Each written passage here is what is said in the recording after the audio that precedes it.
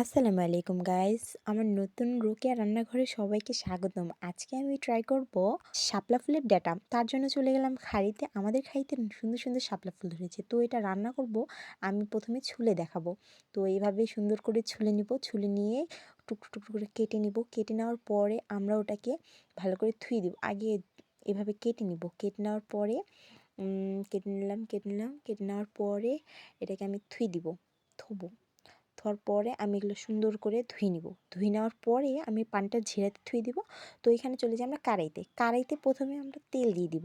তেল দেওয়ার পরে দিয়ে দিব পেঁয়াজ কুচি আর রসুন কুচি, তারপর পেঁয়াজ কুচি আর রসুন কুচি দেওয়ার পরে আমরা ওটা সুন্দর করে লাল করে নেব। লাল করার পরে আমরা লাল করার পরে আমরা দেবো জিরা। জিরে দেওয়ার পরে আমরা সুন্দর করে একটু পানি দিয়ে এটা সিদ্ধ করে নেব। সিদ্ধ করার জন্য আমাদের বারবার করে নাড়াচাড়া করতে হবে।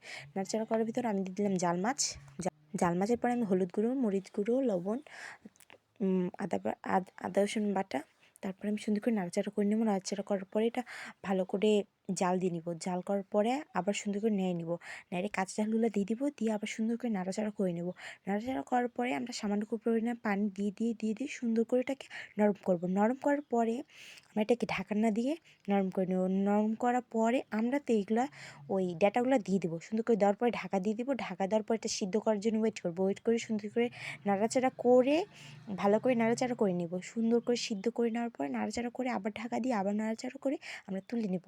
আমরা বাটিতে তুলে আমরা বাটিতে তুলে নিলাম। তুলে নেওয়ার পরে পরিবেশন করব।